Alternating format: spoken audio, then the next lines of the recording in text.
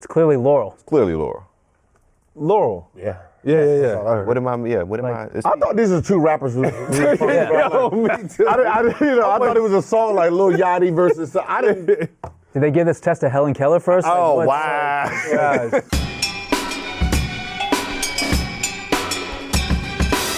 Welcome back to Out of Bounds. I'm Pierce Simpson. On today's episode, we'll recap the Houston Rockets evening up their series with the Golden State Warriors. And of course, we look ahead to the Game 3s in both the Western Conference and Eastern Conference. But before we get started with that, I'm joined here by Complex Sports editor, Mr. Adam Caparel. Adam, you adding a little bit of like white to your black ensemble. Normally it's just all black, but you winning money these days? Switching up a little bit, yeah. Switching it up? Okay. By the way, if you hear Yanni, you should be arrested, okay? Because it's clearly Laurel. And Gil, you got on me yesterday. Technically, you're not next to Adam, you're next to me. Yes. So I got that correct. The Grand General, 3-time NBA All-Star and All-NBA member, Mr. Gilbert Arenas. I love when you just add extra shit. Agent Zero. It makes me feel good about myself. Hey, and Paul Pierce also gave you a shout out on the Breakfast Club yesterday. really? And your show. Yeah. Encourage you to go up to the Breakfast Club and meet Charlamagne. That we're on with you. Yeah, Okay. yeah. Shout out to Paul Pierce. Okay, showing that's love. what's happening. But to the truth. let me not be rude because we have a special guest here on Out of Bounds in the building.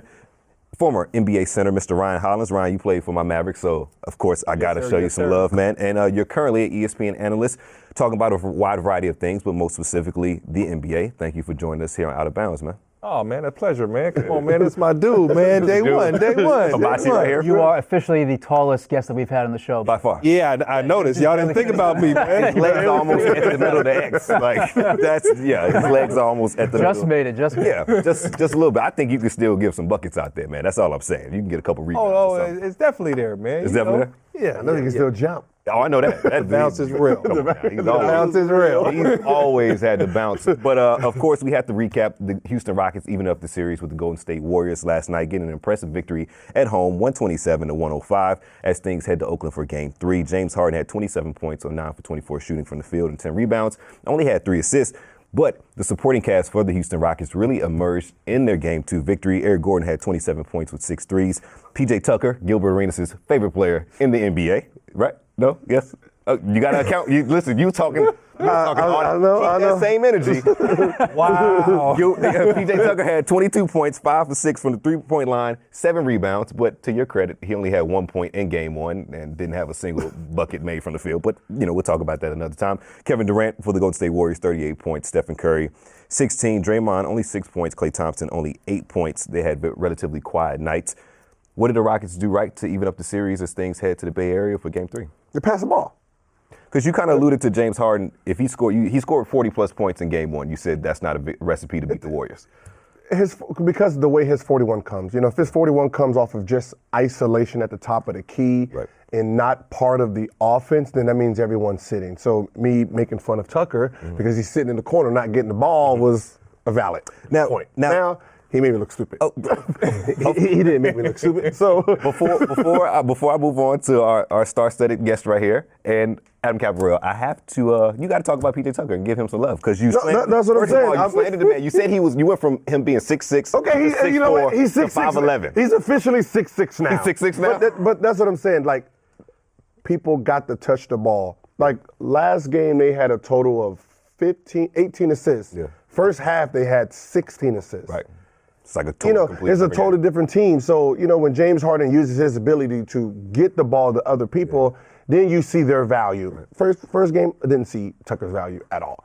This game, okay, he can shoot the three and he plays Gil, a little man, hard. like you were never a role player in the league. Like, so you can't just go at PJ knowing that this dude doesn't control his own offense. Like you said, he's standing in the corner, he's rebounding, he's defending. He can't control when the ball comes. Like, you had the ball in your hands, Gil. That's not fair. That's role players. Yes, I know, but me looking at the position, looking at the height, looking at what he does, I'm saying for the value, you can go bigger, especially against a team that's not a small team when they go small. They're big, like KD's a big dude. Yeah. So when you have Tucker on him giving up so much height, that was my thing. Like, for a guy who's a three-point shooter, got 1 point, you can just put Ryan Anderson in, and at least that height can contest shots. But KD gonna have a field day on Anderson. Oh, no, of course. Tucker is there to bring toughness, defense, the little things to that squad. But I look at it like this. if you're going to give up 38, you're going to give up 38. I mean, he's going to score 38 no matter what. He did it both games. So I was looking at it like, you know, if I'm gonna have KD scoring 38, then I'm not trying to stop him anyway. Might as well put some height in the game, and you have Ryan Anderson popping for the three. And Ryan, he doesn't just go after role players. He goes after guys that might be top 3 in the league, like Kawhi Leonard. So anybody can get it. But I was just saying, he doesn't have that much of a choice. But he does. You're right. Yeah. But I hear Gil saying like, yo, like, what are you doing? You didn't make an impact on defense. Right. And offensively, you're standing there. So what are you doing on the floor? But there's levels to this, dog. There's levels to this. You got more on your shoulders than I would ever have as a role player. So even though Harden went off for 41, how are you getting your teammates involved, which you've always done a great job of? Yeah. But I guess this bodes well for the next question that I have towards you. If you are a role player, say like PJ Tucker, who only had 1 point in game 1, didn't even score a single field goal. He didn't get his first field goal until game 2. How do you stay motivated to say, okay, I have to bring my A game in game 2 and not get discouraged after your performance in game 1? When you watch that film, you have to think about the things you can control. Yeah. I can run the floor. I can defend better. If I lock up KD, we have a chance to win. And even though he had 38, he gave his team a chance to win. And how can I make my guys better? Is it setting a screen, or early drag, getting a rebound? And that's what PJ did well. He's the guy that is a matchup problem, even though we'll call him 6'2", 6'4", as Gil said. He'll get in there like a power forward and rebound the basketball from the 3 spot. And when he was actually drafted, he was drafted as a power forward, and he had to go overseas and learn that 3 ball, learn that corner 3. Exactly. So he's made a niche for himself in the league and obviously put his imprint on his game. Of course. Cap, what do you think the Houston Rockets did right to even up the series as things head to the Bay Area for game? I thought D'Antoni had interesting comments between the third and fourth quarter and just talked about the intensity. Yeah. You saw a more intense team that came out and just really was about their business. We can point to a bunch of different stats with the Warriors in the first half. We saw some atrocious defense for them. I mean, the lane wide open, which you never see for the Warriors. And KD had 18 points in the first half, and the other 4 scorers combined for 19, which is crazy for that team. But I just think it was intensity. They just came out and just you saw a much different team than you saw in Game 1. And like Gil said, they passed the ball, didn't turn the ball over the way they did in Game 1. So it was a complete reverse of what we saw from the Rockets in Game 2 compared to Game 1. Yeah, I'm paraphrasing this next quote that Mike D'Antoni provided after their game last night, but he kind of essentially said that when the Rockets play like this, they can beat any team in the league. Yeah. Of course. Yeah, I mean, but you shot 46 threes. Oof. You try that in Golden State, you're going to get your ass whooped. You know, because you didn't shoot that well from the 3, but shooting 46 3-pointers. So you don't think that's transferable to like a road game? No, you can't do that in the road. Why not? Because like at home, you're shooting 3. Your crowd is behind you. Yeah. Your crowd is keeping you in the game, and Golden State's road games, how they play on the road, they play circus basketball. But Gil, so they're going to shoot the same way. Are they going to change who they are, though? Their MO, D'Antoni's system, is shooting a lot of threes, and the only one who's really on the rim is Capella. But that's not D'Antoni's system. That is not. That was not his system in Phoenix, New York. That's not his system. It's just you have James Harden, you have a bunch of shooters, so they're using it. But you see some of these threes like through the legs, behind the back pass of this guy, and he's still floating, running, like just chucking. They're just chucking threes. Like if you decided to say, you know what, I'm not going to shoot a 3 this game. I'm just going to hit the basket. Yeah. I don't think Rockets can withstand someone hitting the basket the whole game. Okay, Gil. So let me throw this out. If they chuck up threes at Oracle and they get blasted, which we're all predicting, is it D'Antoni's fault? No. So you don't blame D'Antoni. If he's allowing those guys as the coach to do that, is it not his fault? But he can't change the way they play now. You know, you can't change the way these guys play. You can't change the way James Harden plays now. He done had success. He's gonna most likely. I seen the MVP list. He's gonna win the MVP. So you can't say, all right, we're gonna play different. We're gonna do screens down. Like, James Harden don't know how to do down screens. He's not doing back doors. He's not scoring any other way but how he's scoring. What was he brought there to do? Who? What has D'Antoni brought in Houston to do this year? Win regular season games? Nah, Killer. He was there. He's done that. He was there to win a championship. He was there to challenge Harden. He was there to challenge Chris Paul. Right. He was a guy brought in with a good enough name that he would have an ear of a Harden. So I feel like you can't just let those dudes coast. And if they go back to the same old style of basketball, that has to fall on D'Antoni. He wasn't there for anything less. And I'm excited to hear y'all's predictions for Game 3, and we'll get into that a little later in the show. I have a feeling where you're going, and I'm starting to have a feeling where you're going in Game 3. Cap, we know where you're going. Money line, baby. Well, I'll put this. I haven't seen a line yet. Let me do some quick research. It's going to be Golden State minus 5 or 6. As he researches it. Okay. Y'all are amazing. Love it. But as we look forward to the Game 3 matchup between the Cleveland Cavaliers and the Boston Celtics, with the Boston Celtics being up 2-0, we have to talk about the NBA's lack of discipline towards J.R. Smith for his push on Al Horford, and we're going to discuss whether or not that's fair or foul. So late on Tuesday night in Game 2's blowout, courtesy of the Boston Celtics, J.R. Smith pushed Al Horford in the back on an alley-oop attempt. Marcus Smart got in his face, but the NBA did not discipline him whatsoever. There was no fine. There was no suspension. The refs gave J.R. a flagrant 1 after reviewing the play. After the foul, like I said, Marcus Smart got into his face, and after the game, J.R. said this about the foul, quote, "It wasn't like I was trying to low bridge him or something to make sure he didn't get it. It was good hard foul. I can understand why they gave me a flagrant." Marcus Smart, however, disagreed with J.R. Smith's actions. He was quoted as saying, "That's not the first time J.R. has done some dirty stuff, especially playing against us. He's known for it, especially playing against us. We know that. So, it's like a bully. You keep letting the bully pick on you. He's going to pick on you until you finally stand up, and that's what I try to do." One of my guys was down, and I took offense to it. I never looked at J.R. Smith like a bully, but I guess Marcus Smart put it eloquently as possible. Going around the horn, do we think it's fair or foul for the NBA not to give any type of discipline to J.R. Smith? I mean, foul. Foul. Why? I'm interested that you say foul because when you saw the moment happen, it's fair. No, it's fair. It's fair. No, it's fair. It's fair. It's fair because if you look at the whole play, how it came, it's the screen. He goes back door. JR's looking at the ball the whole time with his hands here.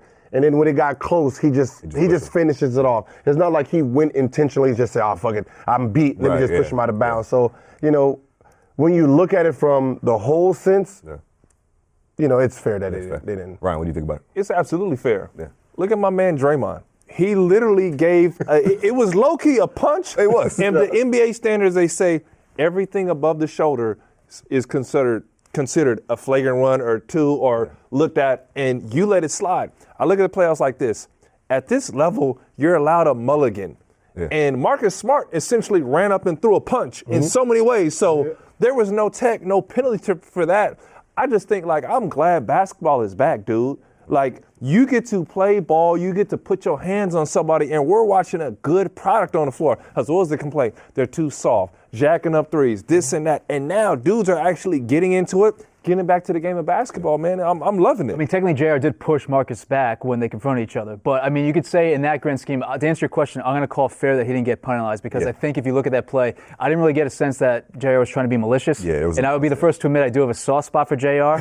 But that being said, I just didn't think that he was that malicious of a play. And the aggressive aspect of that little scenario was Marcus Smart running up to JR. Right. That kind of escalated even more. So I think it's fair that the NBA didn't fine him and didn't punish him. But can we get some type of consistency with these NBA rulings, whether or not it's discipline on the floor, whether or not it's a flagrant, common foul? Because we saw DeMar DeRozan get ejected for what just looked to be a good hard foul during that series. There's no such thing as consistency when you have 100 refs. Everyone's different. Yeah. Like how you ref a game, how I ref a game. I mean, we're all going to ref it different. So there's not going to be a consistency in it. Oh, okay. All right. But as we look forward to Game 3, the Cleveland Cavaliers are down 2-0 after 2 blowouts by the Boston Celtics. LeBron, despite having a 40-plus point triple-double, he was hit in the face by Jason Tatum and seemed to never be the same in the second half of Game 2. Boston outscored Cleveland 71-47 after that hit on LeBron James. And after the game, Tyronn Lue had interesting statements to say about how Boston is playing their series right now against Cleveland. He was quoted as saying, "We got to be tougher. I think they're playing tougher than we are. We see that. They're being physical. They're gooning up the game. We've got to do the same thing. We've got to be tougher mentally and physically."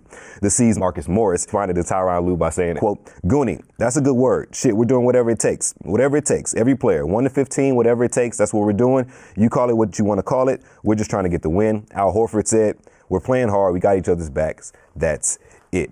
As we venture to Game 3 in Cleveland, with Cleveland being down 2-0 under the Boston Celtics, do you think Boston gooning up the series, as Tyronn Lue says, is giving them the advantage over Cleveland? You mean playing hard? I don't know. I don't know what doing it like gooning and playing hard, physical play is I'm denying my man the ball. Yeah. I'm not letting him catch it easy. In the post, I'm fronting the post. I'm not letting I'm not giving up any inches. Right. That's what playing hard, diving on the floor, boxing my man out, going after every rebound. Chucking people and hitting people in the face, that's just stupid. That ain't gooning basketball. Yeah. I'm like, just play hard. I mean, they're just outplaying them. Yeah. Ryan, do you think that Boston's gooning up the series? Like, do you agree with Tyronn Lue? Absolutely. And I was in Boston with Ty Lue, and we were a group of goons. So I'm happy watching it. Like, for instance, we would do little things on rebounds. I'm going to ride you out of bounds on that rebound. Yeah. If it's a foul, I'm going to carry through. If it's a loose ball, we're going to scrap. I like to see it like this. Playoff basketball, Gil, and forgive me if I'm wrong. We're going to go all the way up to the line of what's the technical, what's the flagrant, and then we're going to back off. And I'm going to see if I can get you mentally. Right. And right now, Boston is getting at, we'll talk role players, clearly not LeBron. They're getting at the role players mentally. They're going at their heads. Yeah. Korver's getting put in the rim.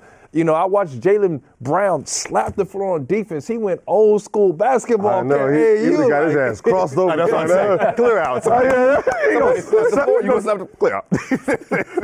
But you got to love that, though. Yeah. You going against the greatest. Yeah. You're going against the greatest, and that's what you got to do to compete. But it just seems like I want to know if, Boston, I want to see that same energy in Cleveland. Because right now, they're very great at home. Yeah. I think they've only won 2 games in this postseason on the road. I think they beat Milwaukee and with Philly once. Yeah, on the road. Yeah. On the road. They have not really demonstrated that they're that good on the road. I mean, Cleveland is horrible on the road too. Yeah. But they're both great home teams. So whoever gets the first win at home, is basically. If I'm not mistaken, is Boston undefeated at home during this postseason? Yeah. That's an impressive feat. Yeah. But like you said, it's a totally different story on the road. Yeah. But you got to think, fellas, that's a sign of youth. That's their youth finally kicking in. Everybody's talking about how well composed they've been, how over their head they're playing, but not being able to finish on the road. Because you know it, Gil, it's a different tempo, different whistle. The referees get into the game too. Yeah. They want to make that big call. And you got to be able to play through that. Like a road warrior, that's gooning. That's toughness. We'll see the type of goon that is. And also part of being a goon is gooning with the referees there. Yeah. Going up to that line, not getting a call, having your man complain about not having a foul called on you, and then you off like this. And he's out his game. Yeah. Cap, you said that you have a soft spot for J.R. Smith. It seems like his mind in this series, and arguably this entire season, has been like a year from hell for J.R. Smith. What do you think he can Every year. What do you think the role players for Cleveland could do to help them get a win in this series so far? Hit a shot. Yeah. Start there. Yeah, JR, again, my boy, it's 2 of 16 the first 2 games. Yeah. So they need more help. Korver kind of popped off a little bit in the first half, but kind of sputtered out in the second half. Didn't see much. There's only, what's the stat right here? The Cavs have only 3 players averaging more than double figures right now in the series. The Celtics have 6. Sheesh. So it's a massive disparity right now. So, just make some shots. That's really all you have to do. And I'll give you guys obviously know what goon basketball is like more than any of us would.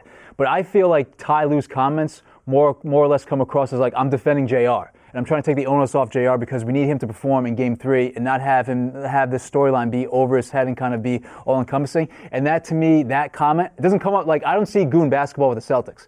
But to me, that comment for Ty Lue kind of comes off as a deflection of JR and get that away from him. But Ty Lue spent time with the Los Angeles Lakers, and of course, Phil Jackson was the head coach of that. I think this is the classic media training from Phil Jackson to kind of get the attention of the referees heading into Game 3. I think it's also a shot to his team because you behind the scenes watching the nuances. And you getting rolled out of bounds on a screen or a box out, or you ain't even go hit the glass, so you're not up there denying. And if you watch Boston trying to blow up every single play that Cleveland runs. Marcus Smart is screaming in players' faces after and one. And by players, I mean Tristan Thompson. Like, bro, come on, do something, dog. So real quick, around the horn, what's our predictions for Game 3?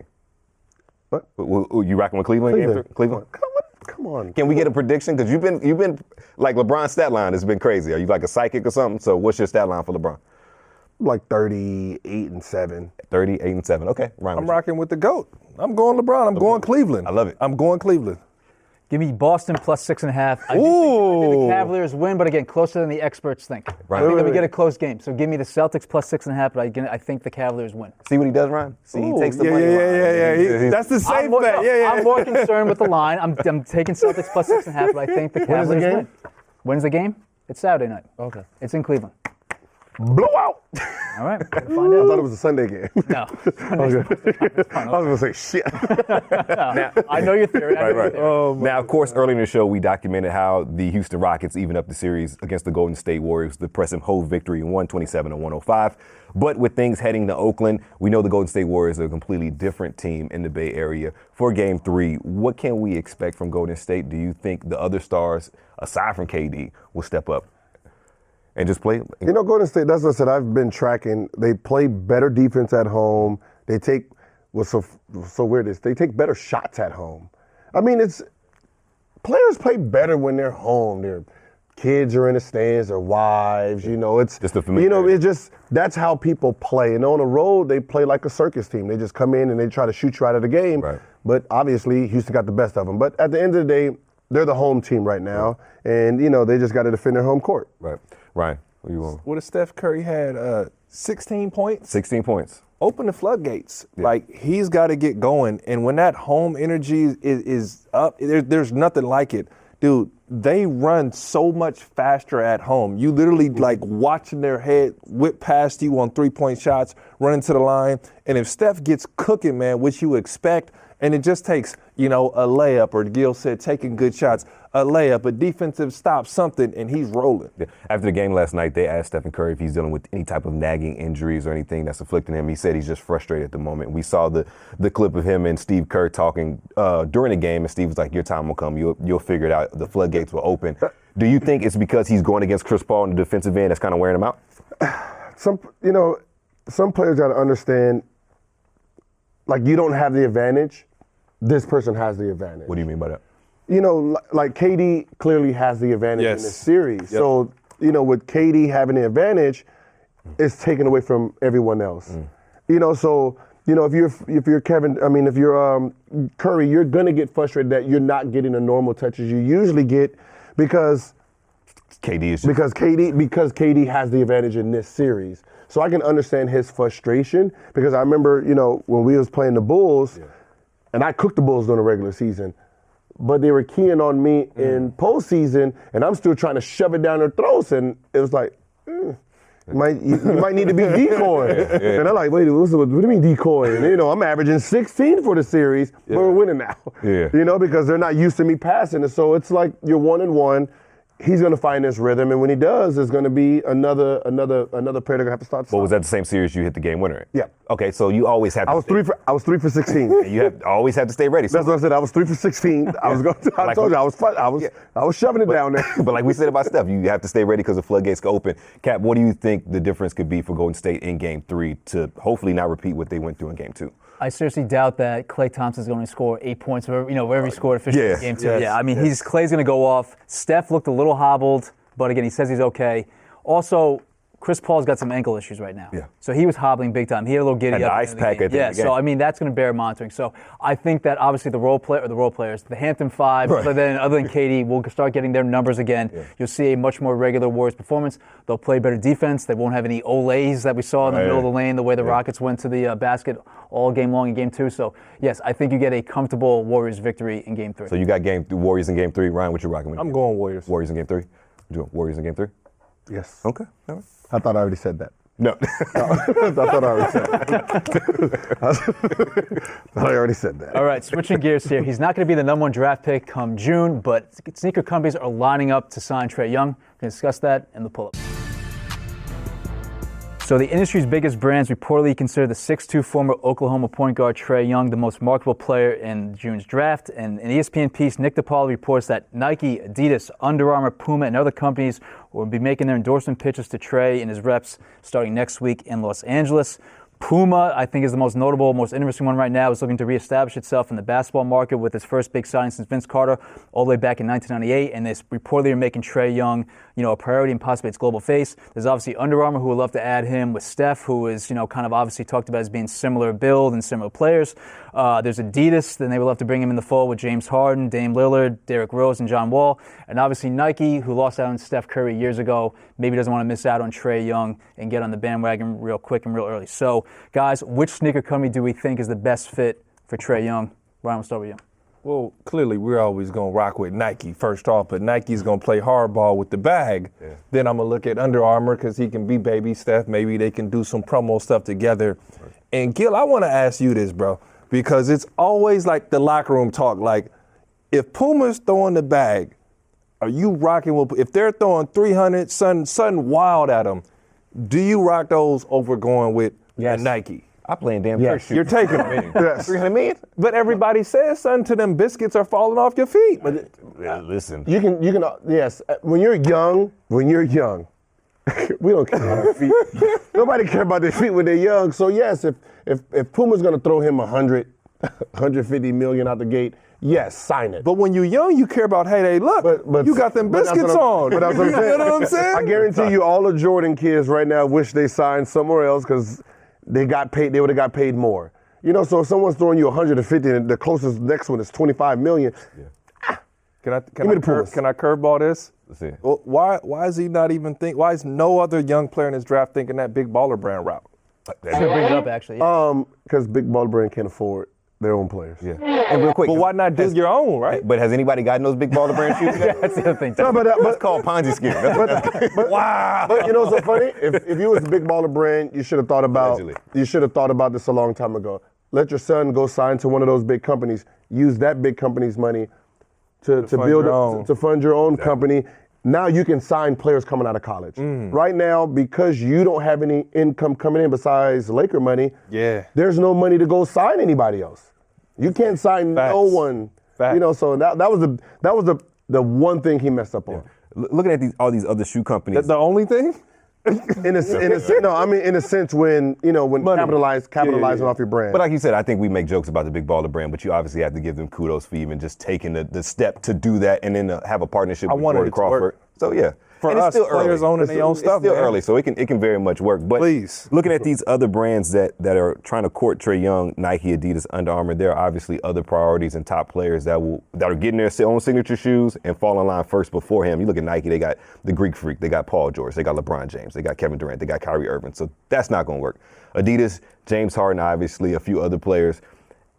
As crazy as this may sound, if he wants to be the focal point, he might have to go to Puma and start. And guess who we can do a partnership with? Who? Your wife, Rihanna. No, it's not going to happen. So that's not going to happen. I mean, you got Nate, was it Nate Ling? You still got a Chinese company. That's a you got a Chinese company. Yeah. Right now, he's not the best player in the draft. I mean, he has the hottest name. So he's the most marketable, which is what what that ESPN report talked about. Yes. Okay. See, but at this point, coming out of college, yes, because he has the hottest name. Yeah. He was the focal point of college at the beginning of the season. Everybody was talking about him. So if you're a team, if you're someone, you're going to hurry up and grab him so you can start selling apparel. Realistically, he signed with Steph's agency. He looks up to Steph. Everybody says that's the closest thing. Why not Under Armour? I'm sure the agent can work out some type of deal or long-term incentives within that progress. Because you're going to get buried behind Steph. That's the tough part. But that's why Barry. Why can't he take you with him? Because one, we don't even know if he's going to play. You say Steph's going to be out of the NBA in 5 years anyway. Wow. Because he's 30. See, nobody realizes he's 30 years old. But he shoots the pill from half court, I know, but he's 30. He's 30. He's going to start winding down. I mean, you're 30 years old. You say he's not the going to be out the league? No, not out the league. He's not going to. He's not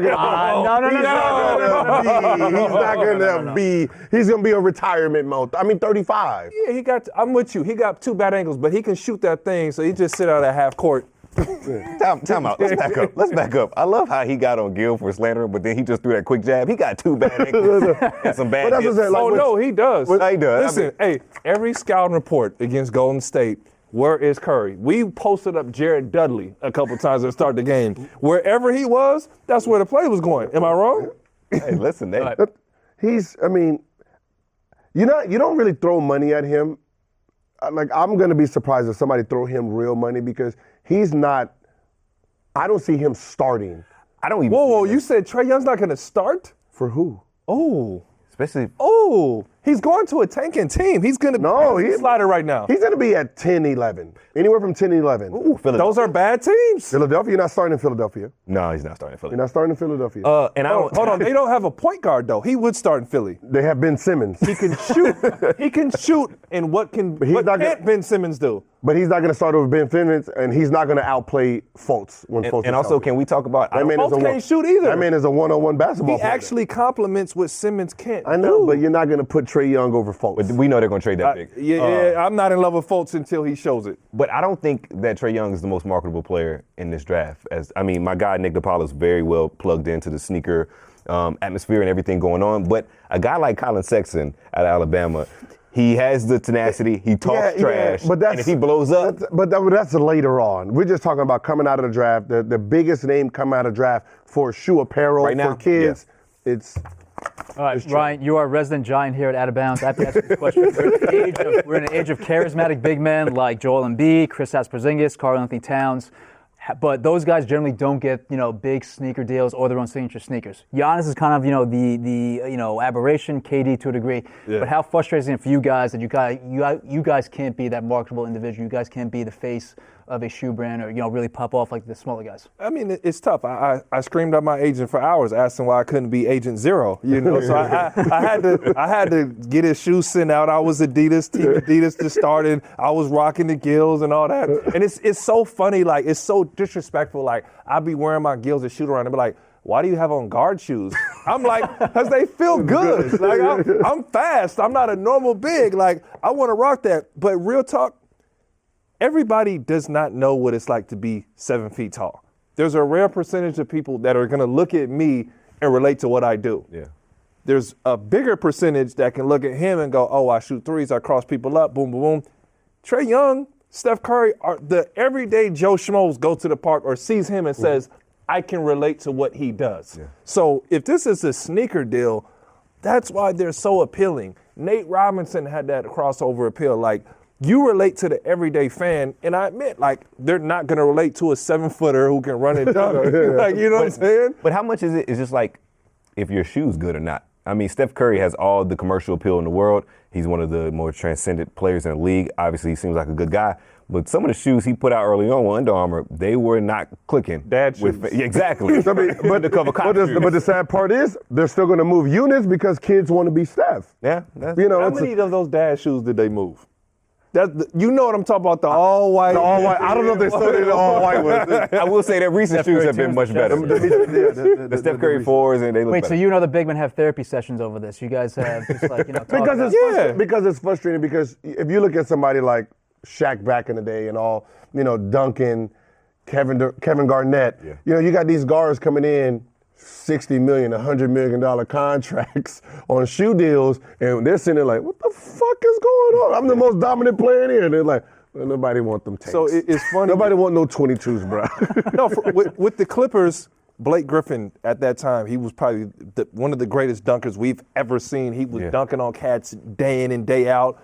And Jordan went throwing the bag or the big deal at him, and I'm like, I don't get that. And he was like, just big men aren't marketable. Yeah. And Blake runs and dunks, but I guess they want to see the crossovers, the threes, you get into the rim. And it's a weird psyche. I even argue with my rep on this, like, where's my deal? Give me some shoes. Give me this. Like, no, you're 7 feet tall. We're not rocking with you. But here's the thing, though. A guy like Kevin Garnett, when he was with Nike, his first 2 kicks at Nike it was fire. But that's what I said. But when you go to the park, think about it. When you go to the park, what are you doing? I'm sitting here trying to be Kyrie. Yeah. I'm sitting here trying to be Steph. Nobody's sitting there talking about, I'm about to do the KG. I'm about to do the KG. Like nobody's out there doing that. Bonus. Nobody can go out there and emulate Shaq at a young age, but they can emulate dribbling and shooting. They can't emulate, I'm going to dunk and power dunk over everybody. They can't do that. Yo, though, but look, real talk. When KG first came in, when his shoe was hot, he was playing the 3. Mm-hmm. Yeah. He was crossing cats over. He was like, it was this crazy like video game like feature. It was like, yo, he really starts at the 3, and his shoes were bananas. Yeah. Like, yeah. When he started going to the 4s. And then when he went to the 4s, give me the T-Max. All right, speaking of big man. men, we have to talk about the latest NBA social media drama, and that's involving Boogie Cousins, who has unfollowed the Pelicans on IG. So the free agent big man to be unfollowed the squad that is obviously trying to re-sign him, or ideally wants to re-sign him this summer. And when a fan asked him why, Boogie said, quote, "Because I'm grown." I don't know what the hell that really means, but that's what he said. So Boogie's obviously coming off the Achilles injury, and at age 27, it's possible that the Pelicans and other teams may hesitate to give him the true max that we've talked about a number of different times. But recent word was that Boogie was happy in New Orleans, and I guess they probably put them as the front runner right now. But for you guys, what does it mean when a player unfollows a team on social media? Man, that's a strong message. Like, that's a huge message, and I play with Boog, and I know there's no accident to that. So this is a business decision. Clearly, they've been in some type of negotiations already, and he's sending that message like, I'll bounce. I don't need you guys. If you want to play hardball or tell me I'm 27, and we're like, dang, like 27, can't get a deal. Like, he's sending that message, and unfortunately, it's the business of basketball. It's a game that we love to play, but when it comes down to them numbers, you got to play some hardball. Who the fuck follows the team? What player like what? Like, Gil, you got to follow the team, Gil. why? It's going to be about me. Like, what do you follow? You're not going to like your own picks? What I'm saying is, I didn't know. Gil, we ain't had to do all the social media, I know, but I wouldn't Twitter, even, the Instagram. Like fans, give me the Wizards. Out of bounds show getting unfollowed after the. Oh my God, for real, that's real talk. Like, Oh yeah, I did. You know, because now I got to unfollow. Just to make my point. I know he's gonna do that just to make his point. Just to make my point. Just to make his point. But, I mean, that's wild though to think like we never had to deal with that. There wasn't Twitter, there wasn't Instagram, like to that extent to where it was just getting blasted or such a big deal. Like you unfollow, everybody's like, oh snap, boom, like. It was just, huh? Yeah. You what? Click. 10 years in the league. That ain't the number. Click. Gil, 10 years in the league? Huh? 10 years in the league, right? How many years in the league? 10.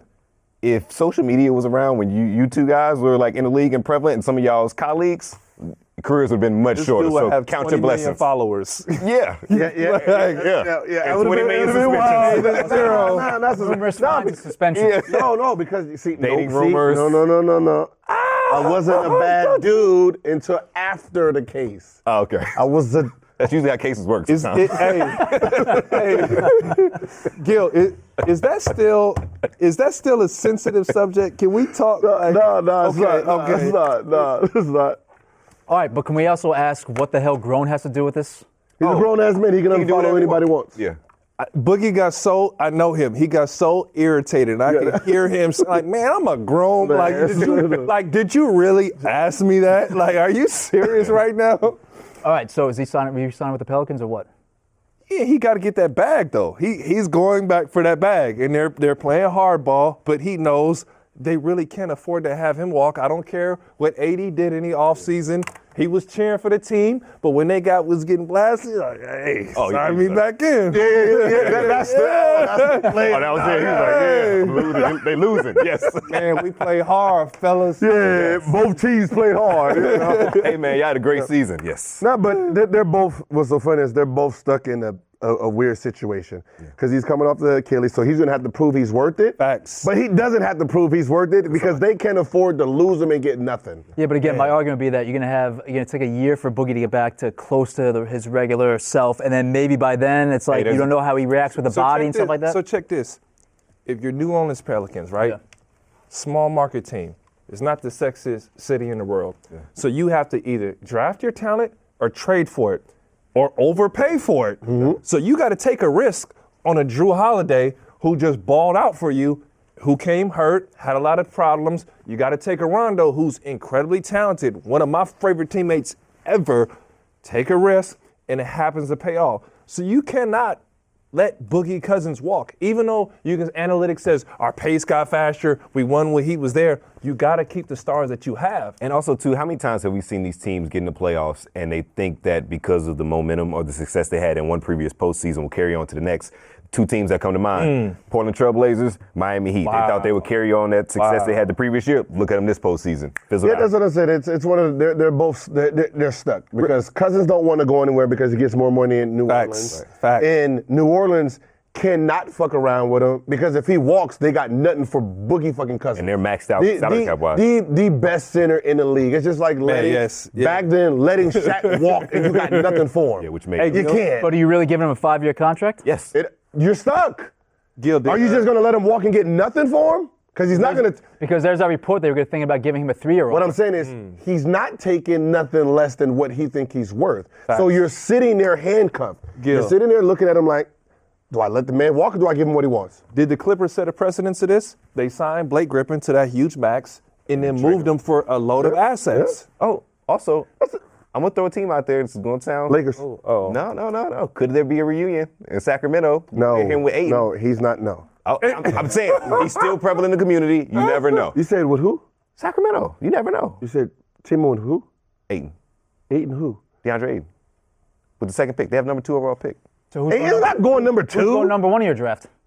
Luka's going number 1, bro. Lucas is not going number 1 in Arizona where the guy played Arizona basketball. That don't mean he's nothing. this stud. That don't mean nothing. He going What? Luka's going number 1, dog. Thank you. He's going to Luka, you said Sacramento because Because the Sacramento don't coaching have a prize? guard. Listen, okay. Gil, let me make my Sacramento does case. not have a guard. Sacramento doesn't have a guard. Aaron Fox. Let me You make can my go to the 2. Let me make my case.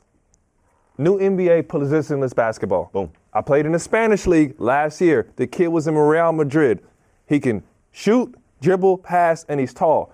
You throw in today's NBA as many 6'8" long guys who can dribble and shoot on the floor at the same time. With You Devin really Booker. don't.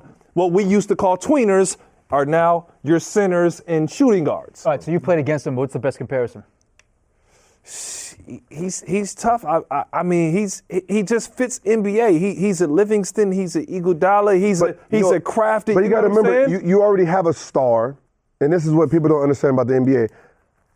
A 2 guard that can get his own shot does not need a point guard. That's what's going on in Washington with Beal and Wall. Now that Beal's kicked in, like I'm a dominant force, give me the ball. Get off of it. Give me the ball already. That's why Harden's at the 1 now. I don't need a Chris Gil. Paul. Just give me the ball. But check Same this. thing over there with Booker. I don't need the point guard. Give me a big man. Let the point guard go to Sacramento. Let him be a point guard there. He can't be a point guard here because we're going to fight over that ball. Are we playing to be Washington or Houston, or are we playing to be Golden State? Point guard and a scoring guard does not coexist with each other. Why you think Steph is having But what problems I'm now? saying is you need no. Steph is injured. Let's No. not go there. Even last year, he's taking the back seat to Kevin because Kevin Durant. That's part of it. See, But that's a Kevin whole Dur- other thing. That's a part of his greatness. Kevin Durant doesn't need Steph. I don't need a point guard. You're kidding me. He's Name- he's the Oklahoma City Thunder if he doesn't have Steph drawing guys that half court, hitting that But show what I'm roll, saying and is, getting them open. Name one scoring guard that needs a point guard in NBA history. You need to get open. Look how hard it is I don't for need to Harden. give up. Harden Give me the could- ball. I'm saying Harden. Jordan, give me the ball. Harden Kobe, could- you give me the don't ball. win like that anymore, LeBron, Gil. give me the ball. Gilbert Arenas, give me the ball. Just give me the ball. Pure point guards do not win championships. You don't win like that. That's why Yes, you Harden do. struggled. You can't expect Harden to have a huge game night in and night out, and they beat Golden State. How would I put this? Their secret to success has been moving the ball, individual players who can do multiple things, and when it gets down to it, you got KD in a position where you cannot help, and that's not why KD's cooking. But again, you don't need Steph. You absolutely need Steph. They struggle without him. They do? Trust me. Cap. That's spacing. So when I'm 31. when I'm running the Dallas Mavericks as GM, he's gonna be my co-GMs right here. No, I'm just saying, but- listen. They're not going to agree on anything. You want to know why KD's balling? Why KD's balling? Because he's got one thing. Facts. Not only is he talented, he's got one thing to worry about: score the pill, score the basketball. When Steph is on the floor, But that's the life same is thing. easy. But that's the same thing Steph had. Just scored the basketball because Draymond was the point guard. You can't say that. No, he wasn't. Steph hasn't led the Golden State Warriors in 3 years. Steph created Draymond. But he hasn't led. Draymond is wide, butt naked, open But he hasn't on his threes and layups But because he of hasn't Steph. led that team in assists in 3 seasons, so he's not a point guard. Draymond's the point guard. He gets hockey assists. Don't play into He's that, the point right? guard. Their pace, you can look at it. 4.2. Check their pace with Steph on the floor. 4.2 assists. So you had last 4.2 assists. I'm not rolling. No, that's the starting point guard on championship team. 4.2 assists. And you know the effect that he has. No, I'm just saying on the last 30 championships, 4.2 assists. You know the effect he has on the game. I'm just saying 4.2 assists. Because he's hitting Dre, and Dre, he's making I'm just talking about 4.2 assists for the starting point guard on championship teams. So he could dribble the air out the ball like Chris Paul, and they wouldn't win. Chris Paul has not won a championship. And he could get 15 assists. Hasn't won a championship. But I'm saying he could get 15 assists in that case, and they would lose, and he would get his numbers. But he's sacrificing that thing so Dre can make the second and third play. That's good basketball. He just scores. My God, you He cannot just scored. say that. Like it's been an illusion since Magic Johnson. A pure point guard does not win championships in the NBA. 4.2 assists is what the average point guard assist rate is in the last 30 championships. And you got to remember, Derek Fisher, 2, because Kobe has the ball. LeBron has the ball. Duncan, Ginobili, your man Rondo averaged 5 assists the year they won because he doesn't have the ball. But you have to be willing to get off the ball. He's the guy they also trap at half court. The point guard is pointless. I can't agree to that. A pure point guard is pointless. You cannot make anyone better. You cannot make Jordan better. You cannot make James Harden better. Like Chris Paul going over there he doesn't make James Harden better. Give me the ball, go to fucking the corner. Chris Paul is not Steph Curry, though. Steph Curry's a guy you can't help off of. Who does he make better? He makes KD better. KD does not have to play make. Draymond is wide. Why is Draymond open? He makes a 4-time scoring champion. No. Absolutely. Better? Because he watch that San Antonio series. He averaged more with Russell, and Russell didn't pass the ball. Fellas, this was very spirited. Last week, Shaq and Chuck went at it. Ryan and Gilbert going at it. The last time Look at his brow. He's a little lather. Last time he was sweating was our top 5 point guard debate. Top five, yeah. Yo, Hey. Ryan, you got him out. Hey, Listen. this man wouldn't sweat in pickup basketball. This was the most hilarious basketball ever. I got lotion. Hey, he could have had on some Timbs and jeans. This dude would come to the court and literally just work on his jump shot. Like, step back jumper 3. Y'all take that. We saw him on inside the NBA hooping in capris. Remember that from 2007? Nice. Well, Ryan, we appreciate you stopping by the show, man. You are an incredible guest. We hope that you... Also the best dressed guest we've had. Yeah, easily. Like, you just put us to shame, man. This is, I came from somewhere else, fella. No. I'll have my hoodie on next time, man. But, Ryan, we appreciate you, man. For Adam Caparell, Ryan Hollins, Gilbert Arenas, I'm Pierce Simpson. All right. We'll see you next week. This is Out of Bounds. Ryan, appreciate you, brother. You never did. Last 30 years. Hey, Gil, real quick, back to the contract thing. When you hurt your knee, was Washington trying to pull the same thing that they're doing to Boogie in New Orleans? Trying to say they're not going to pay you? How'd you get around that? Golden State offered me 1-on-1 for 5 years. Oh, yeah. Click. Then I went to China, did my China tour. Oh, so you said you figured that out? Yeah, because it was midnight. So what I did is I planned my China trip on July 1st. Yeah. On July 1st, June 1st. Soon as free agent. July 1st. July 1st. So I was leaving at midnight. Yeah. So what happened was, I was leaving like at 8 in the morning. So at midnight, I'm sitting there. I was already on the phone. I was on the phone with them up at 11. Oh, Tampa. And it's like, yeah, they said Baron Davis left. So the Baron Davis left. So there's like 1-on-1. And I was like, I just bought the house. I was like, don't worry about that. We'll get you a house and all that. Oh, cool. Bye. Yeah. So when I went to the office, they slid me that 88. We want you to be here. You're our best player. Boom, city loves you. We think this is what you're worth. Good job. It was 88 over 5 years. This must be wrong. This must be a typo. Sorry, I thought it was gonna be a 1 in front of this 88. This is 88. I was like, oh, that's cool. Golden State already offered a 5-year 1-on-1. So. How quickly did they reply to What did they face? They had to go check it. They had to go check. I said, yeah, Baron Davis opted out of his contract, so they went, came back, and said, yeah, they took it, they grabbed it back. We'll sit there and think about it. I was like, yeah, I'm gonna go. Yeah, I got to go to China, so it was great meeting with you guys, and I'll talk to you guys when I get back on the 11th.